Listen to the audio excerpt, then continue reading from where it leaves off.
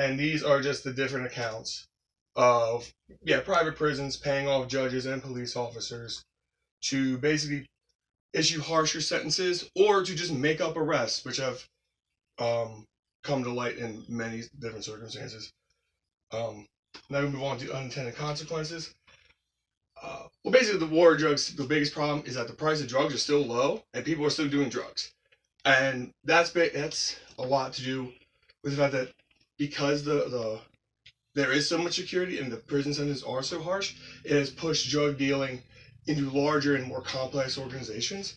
So they have to use economies of scale to get, and build infrastructure, tunnels underground, submarines, planes, what have you, to get these drugs into America.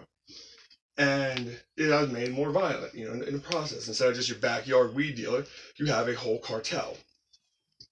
And since we haven't done anything to actually help people get off of drugs, the drug use is still high. 1 second.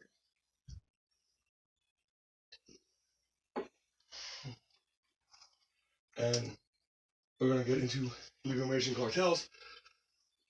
The problem, this is a cyclical problem because, well, there's always been some illegal immigration going in and out of the U.S.-Mexican border since pretty much the border has existed.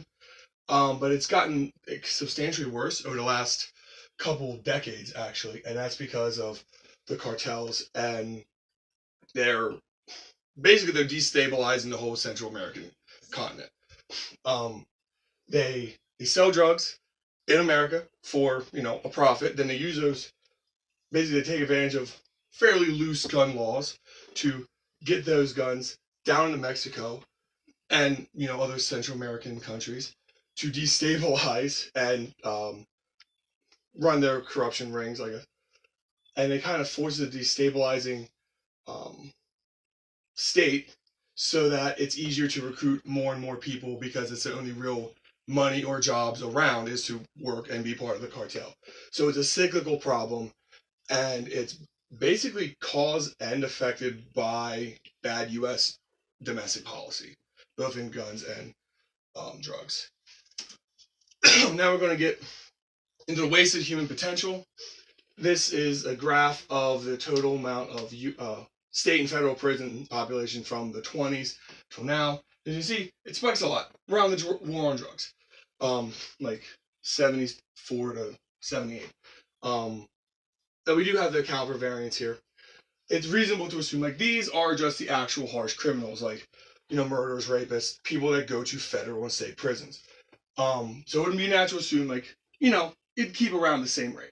So we still have all this to account for, and all of those are reasonable to assume.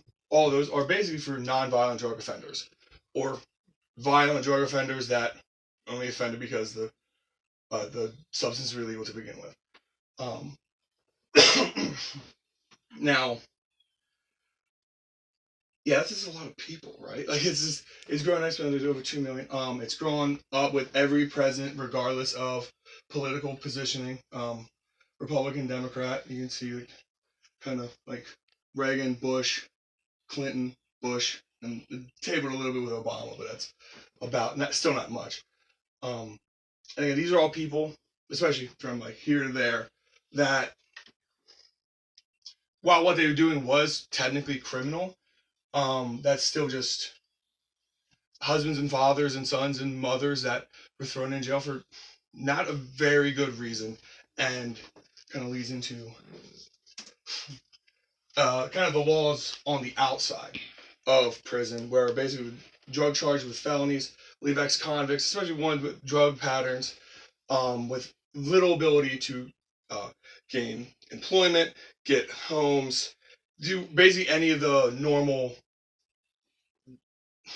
being a productive member of society. So we both have them basically trapped going in and trapped going out, which has led America to have one of the highest rates of recidivism. Former inmates recommitting crimes, landing back in prison. We have one of the highest in the country, and a lot of it has to do with these laws.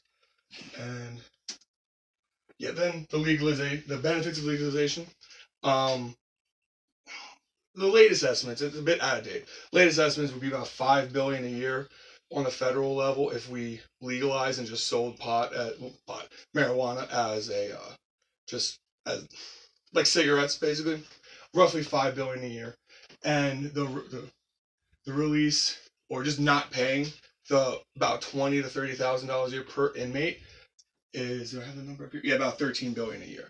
So in savings, so we have a total of about 18 to 20 billion a year saved, just from making money on it and then just not spending, and then whatever economic potential we would unlock with those people out in the economy and doing things that are productive instead of sitting in a jail cell.